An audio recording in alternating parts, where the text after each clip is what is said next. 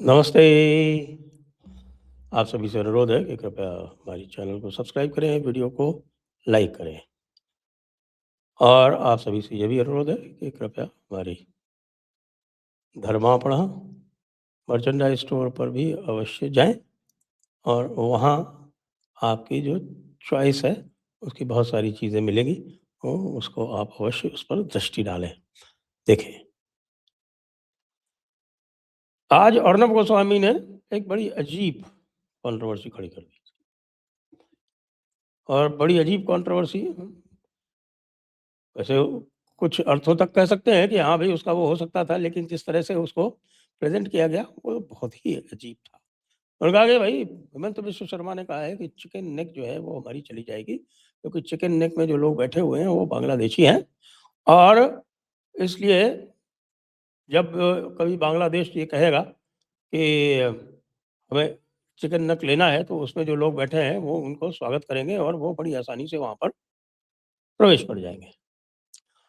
अब ये हो सकता है उन्होंने इसलिए कहा हो कि वो बगल में कोई एआईएमआईएम का एमएलए है जो कह रहा है कि हम किशनगंज में मिलिट्री बेस नहीं बनने देंगे। लेकिन ये शायद अर्नब को ये पता नहीं है कि वो जो एमएलए था, वो ये डिमांड लेके सीएम के पास गया, नीतीश कुमार जी के पास, क्योंकि वहाँ नहीं बनना चाहिए। तो सीएम ने कहा कि भई देखो ऐसा है कि केंद्र सरकार का मामला है, मिलिट्री जहाँ चाहेगी वहाँ उसको बेस मिलेगा और हमने उनको ज़मीन अलॉट कर दी। तो वो मैटर तो वहाँ पे ख़त्म हो गया। लेकिन थोड़ा तो अर्नब को जो है वो स्पेक्टेकल बनाना है, तो कह रहे नहीं वो चिकन नेक चली जाएगी। अब चिकन नेक चली जाएगी तो इसका मतलब ये है कि उनको कतई, कतई sorry Arnab Goswami, sorry to disappoint you but you have absolutely no idea of the ground reality. जो हेमंत बिश्व शर्मा जी ने भी जो कहा, उसको भी हम अभी एग्ज़ामिन कर लेते हैं। तो थोड़ा एक बार जो है जो मैप लाते हैं सामने और मैप पर हम देखते हैं कि भाई क्या स्थिति है। तो एक बार मैं कहूँगा डेस्क को ज़रा मैप को सामने लाएँ। मैप को हम देखेंगे तो हमें ये पता निश्चित रूप से चल जाएगा, बहुत आसानी से पता चल जाएगा। तो ये है आपके सामने मैप और मैप में आप ये देख रहे हैं कि ये हम यहाँ पे जहाँ बैठे हैं यहाँ, ये अभी यहाँ ये बांग्लादेश का पार्ट आपको दिख रहा है। तो बांग्लादेश में हम और कुछ नहीं कहना चाहते, लेकिन ये बांग्लादेश में जो चिकन नेक है और उसको आप ये देखें, ये है यहाँ पर जिसको हम बोलते हैं पॉपुलरली चिकन नेक। ये है चिकन नेक।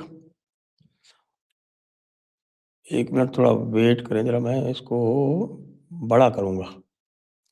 तो इसको मैं थोड़ा बड़ा करता हूँ। ये देख रहे हैं आप, ये बांग्लादेश है, ये यहाँ पर, तो फिर मैं थोड़ा इस चिकन नेक का विस्तार कर देता हूँ। तो चिकन नेक का विस्तार करने के बाद आपको पता चलेगा कि ये जो क्षेत्र है, इसको कहा जाता है चिकन नेक और ये लगभग 22-23 किलोमीटर है। इसको लेके बहुत सारी बातें होती हैं और हेमंत बिश्व शर्मा को कोट कर रहे थे आज अर्नब गोस्वामी और कह रहे थे कि हेमंत बिश्व शर्मा कह रहे हैं कि यहाँ पर ये जो पूरा क्षेत्र है, ये सारा जो है वो हो चुका है बांग्लादेशी। अब मैंने चेक किया और मैंने चेक किया कि भई ये जो क्षेत्र है ये कहाँ आता है? ये लगभग ये जो पूरा क्षेत्र है वो Siliguri sub division, Darjeeling district के सिलीगुड़ी सब डिवीज़न में ये आता है।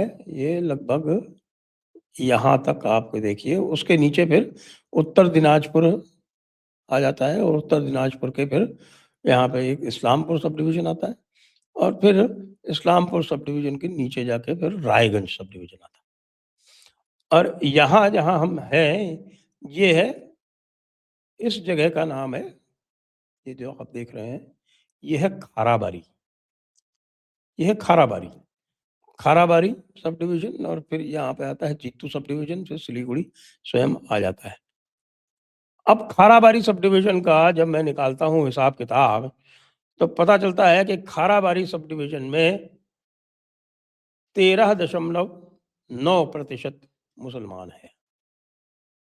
तो भाई अर्नब जी, कम से कम ये तो देख लिए होते, ये कितने प्रतिशत मुसलमान हैं खाराबारी में?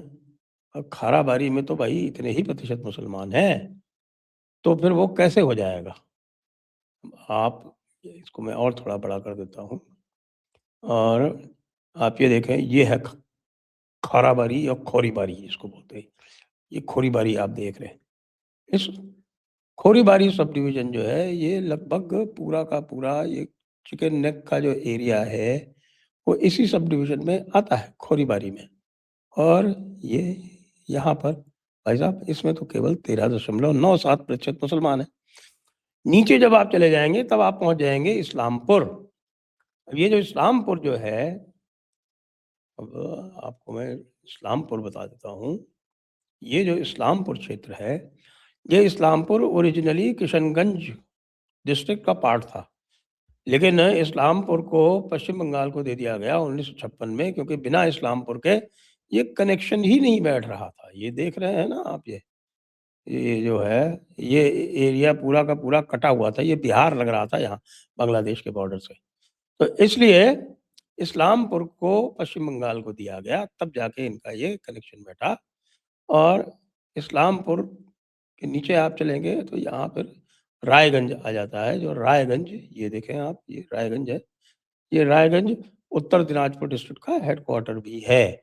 और रायगंज और ये सारा जो क्षेत्र है, ये यहाँ से पिछली 2 बार से, यानी 2019 और 2024 से 2 बार से आप ये देखेंगे कि यहाँ से हिंदू एमपी जीत रहा है। क्यों?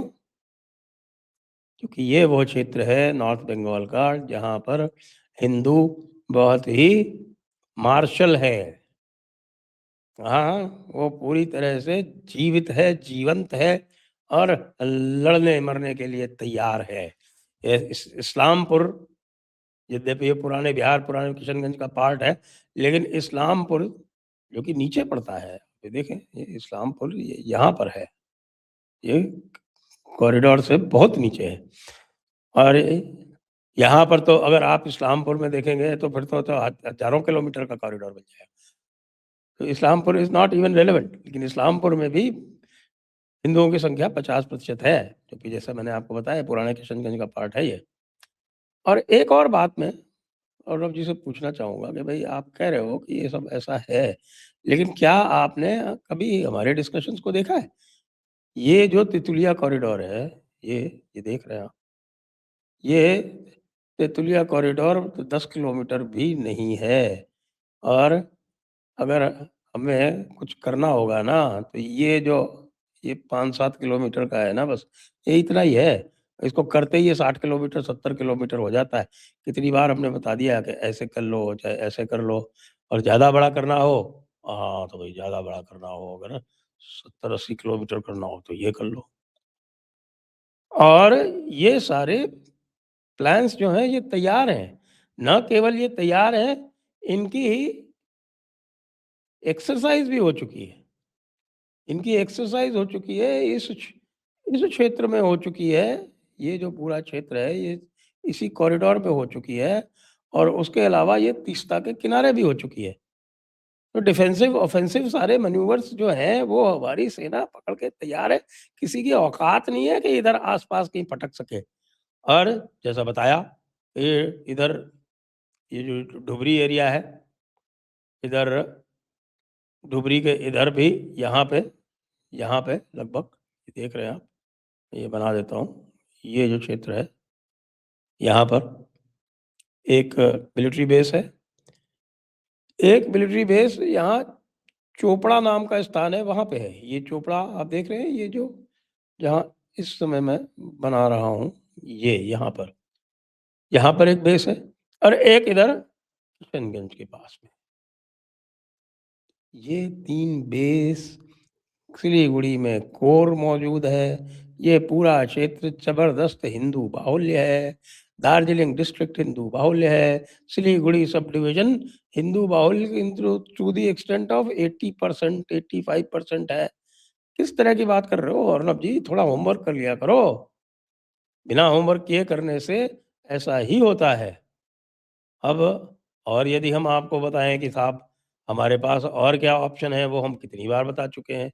ये बांग्लादेश का जो ये जो क्षेत्र है इधर वाला, जिसको हम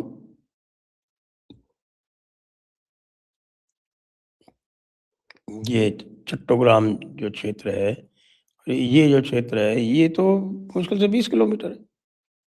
फिर ये जो पूरा क्षेत्र है इधर से, ये हिल ट्रैक्ट वाला, ये सब अपना है। यहाँ अपने लोग बैठे हैं, शांति बाई नहीं बैठी है। ऐसे हो जाएगा क्या? तो इसलिए अर्णब गोस्वामी जी फालतू की लंतरानी मत हाकिए और सुविज्ञ लोगों से संपर्क कीजिए, सुविज्ञ लोगों से विमर्श कीजिए, जिससे आपको पता चल सके कि भारत की चिकन नेक जो है वो अभेद्य है और उसका प्रमुख कारण यह भी है कि बांग्लादेश के बाद पास एक नहीं 3-3 चिकन नेक है। जय हिंद, जय भारत, वंदे मातरम।